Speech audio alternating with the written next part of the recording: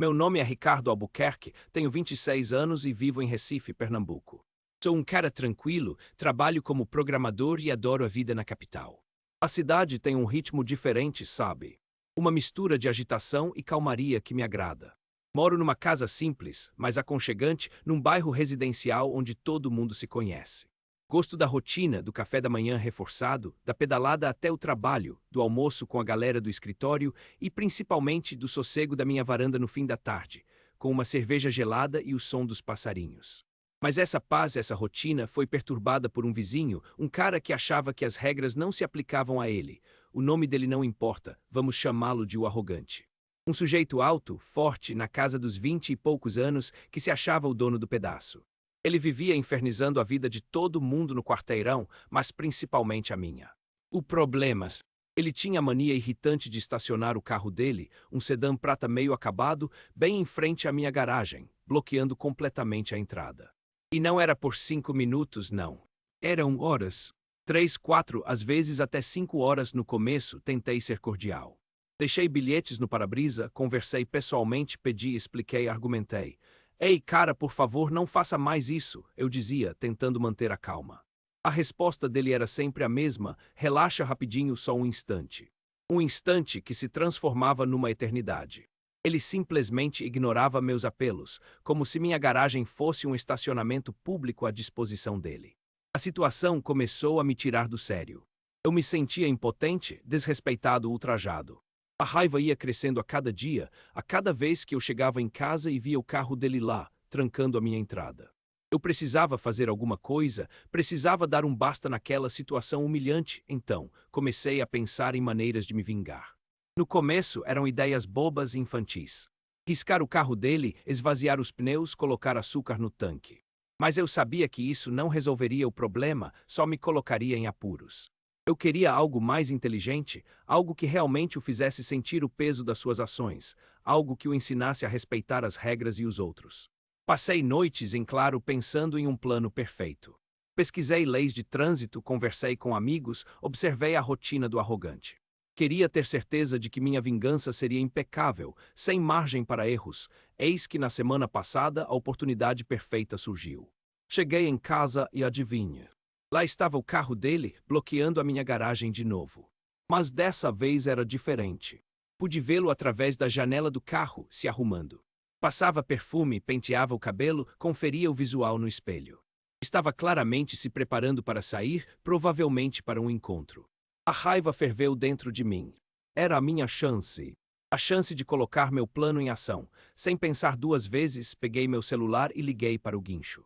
Sem avisos, sem bilhetes, sem conversas. Desta vez não haveria piedade.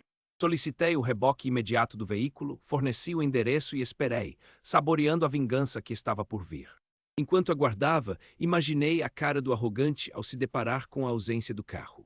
Imaginei a frustração, a raiva, o desespero. Aquele pensamento me dava um prazer enorme, uma sensação de justiça sendo feita. Cerca de 45 minutos depois, enquanto eu relaxava na varanda com uma cerveja gelada, vejo uma moça caminhando pela rua. Vestida para sair, maquiada, com um sorriso no rosto. Era o encontro do arrogante. Ela toca a campainha, ele abre a porta com um sorriso de orelha a orelha, mas o sorriso some assim que ele percebe que o carro não está mais lá. Ele fica pálido, começa a olhar em volta, desesperado, como se tivesse sido roubado. A moça, sem entender nada, pergunta o que aconteceu. Foi aí que eu entrei em cena. Com a maior naturalidade do mundo, me levantei da cadeira e disse: se você está procurando o carro, ele foi rebocado. Estava bloqueando a minha garagem. De novo. O arrogante tentou argumentar, inventar desculpas, mas a moça o interrompeu. Espera aí, você estacionou na frente da garagem dele. Ele tentou se explicar, mas ela não deu ouvidos. Nossa, que ridículo! Ela exclamou e simplesmente virou as costas e foi embora. O arrogante ficou ali plantado com cara de idiota. A humilhação era evidente. Ele tinha perdido o carro e o encontro, tudo por causa da sua arrogância e falta de respeito. Senti uma pontada de satisfação ao vê-lo daquela forma. Ele finalmente estava pagando pelo que tinha feito. Desde aquele dia, nunca mais vi o carro dele bloqueando a minha garagem. E pelo que soube, ele não chamou mais nenhuma moça para sair. A confiança dele foi abalada, a autoestima destruída. Ele aprendeu da pior maneira possível que as regras existem para serem cumpridas e que o respeito ao próximo é fundamental. Depois daquele episódio, a paz voltou a reinar no meu bairro. Pude voltar a ter a minha rotina tranquila, sem me preocupar com o carro do arrogante bloqueando a minha garagem.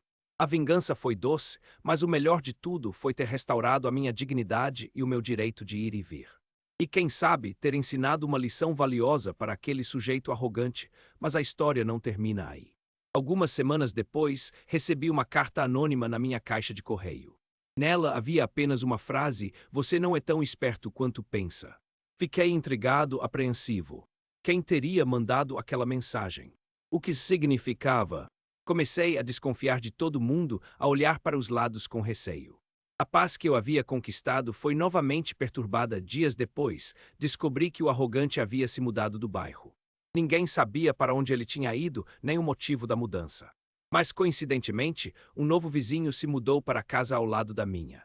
Um cara simpático, educado, que sempre me cumprimentava com um sorriso no rosto. Começamos a conversar, a nos conhecer melhor.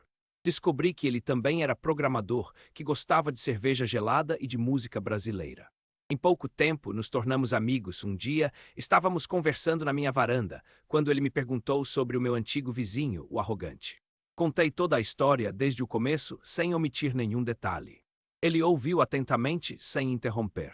Ao final da minha narrativa, ele sorriu e disse: "Você sabe, Ricardo, a vida é como um jogo de xadrez. Cada movimento tem uma consequência. E às vezes a vingança pode ter um preço alto." Naquele momento, um calafrio percorreu a minha espinha. Percebi que a amizade com o meu novo vizinho era um disfarce, uma forma de me manipular, de me fazer baixar a guarda. A carta anônima, a mudança repentina do arrogante, tudo se encaixava. Ele era o arrogante disfarçado, planejando uma nova vingança ainda mais cruel e elaborada. A história da minha vingança tinha acabado de ganhar um novo capítulo, um capítulo sombrio e ameaçador. A guerra estava longe de terminar. E eu, sem saber, havia acabado de dar um checkmate no meu próprio jogo.